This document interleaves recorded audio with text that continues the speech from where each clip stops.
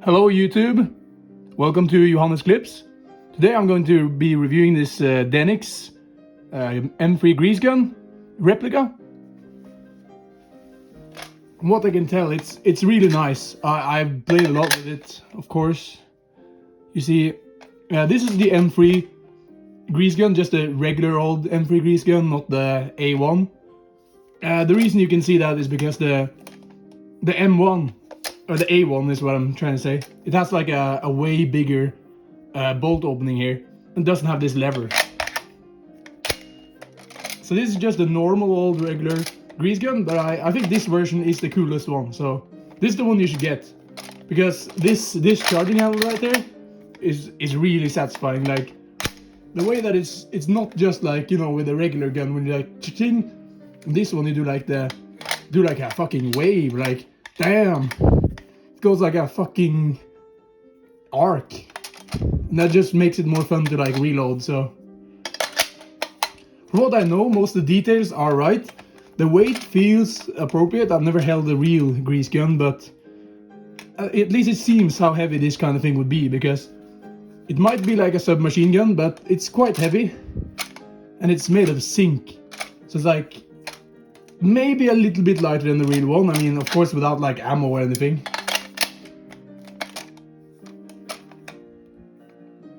And you have all the details, like you have the sling here, you have the sights, the iron sight, like that. And the magazine is really nice. I wish you could buy more of these, because I like doing like reload videos, so it would have been really nice to have more than one. And it would be kind of cool if they had actually like a spring in there, because this is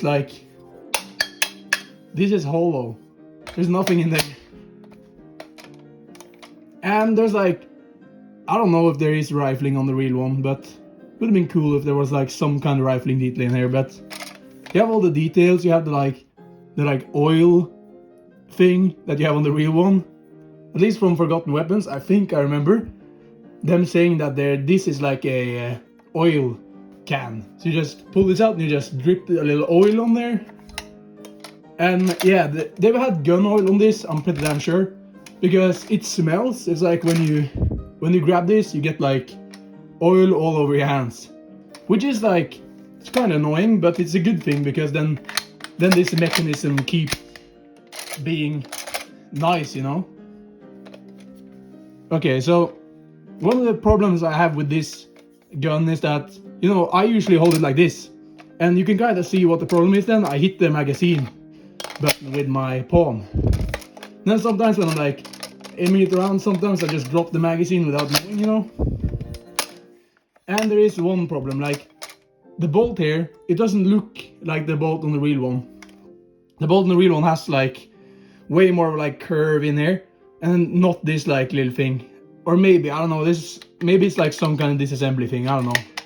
But I looked at some pictures and they are quite different. And this on the inside here is cool, because this goes in there.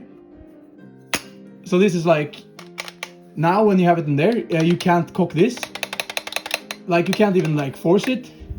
It doesn't go anywhere until you like unlatch. And then one problem I have is that on the real one, when you have it cocked back with this, you can't pull the trigger, but you can do that here. And it like force through. So let me show you here.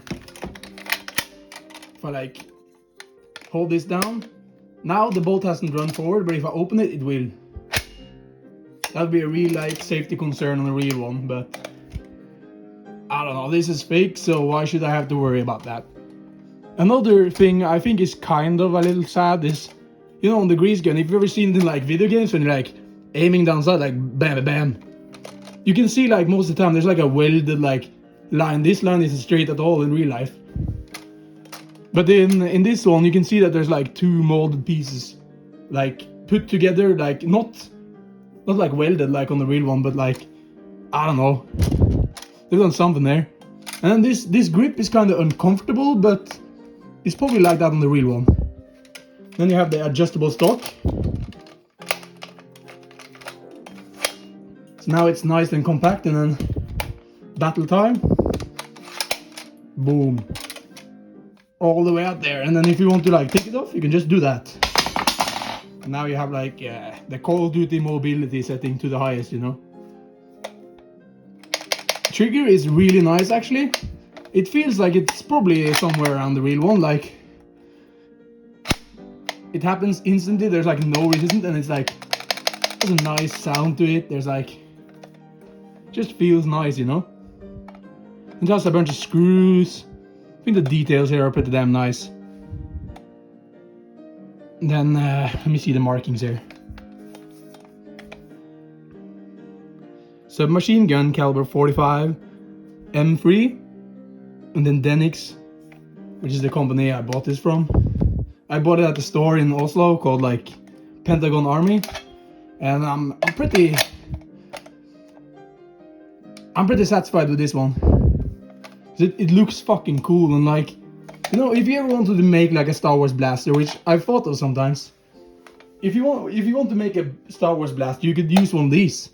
Or like, you can get a replica, because don't fucking go out making like Star Wars guns out of real guns, because then you're putting a bunch of shit on like a real historical piece.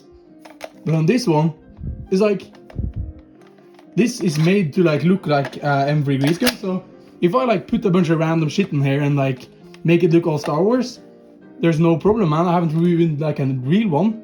They make a bunch of these, so no problem there. So I think that would be really cool. Like, maybe you could replace the stock with something. Maybe you could like add a bunch of fucking wires or something out here. You know, like the Star Wars E11 and shit. And if you're doing like World War II reenactment, this thing is perfect. Just don't run out on the street with this.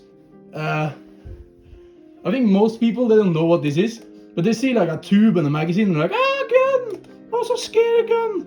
So you probably have to like put something like orange here or something. I don't know. Or if you're doing a reenactment and it's supposed to look real, just make sure everyone knows so you don't like, get like shot or anything. Because I could imagine this kind of looks like a Tech 9 sometimes, and all the gangsters always like brrr around with the Tech 9, so you could get shot for that as well. This is way cooler than the Tech 9. This shit actually works in real life, so that's like insanely satisfying sound. Like, listen to this. Oh. And then if you're a cool guy, when you're doing a reload, you can do this. Oh, this latch is kind of annoying because, you know, when I'm filming this, I'm standing down like this. But when you have it like this, you do a reload, you do this. Do like the AK underhand. Makes you feel really cool. Or you do the like noob AK, which I call it, like the, you know, the like reach over.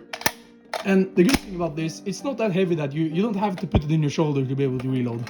You can hold it just like out with one hand. Gets tiring after a while, but it's like, it's alright if you want to do that. So I overall really like this one. Let me get that. It came basically like this. Like, all I have to do was put on the stock when I got this gun, so I got it in like a white box, which is good because you don't want to be walking around with a box that looks like a gun, because people are gonna be scared and stuff. So yeah, don't do that. So overall, I think this one is really nice.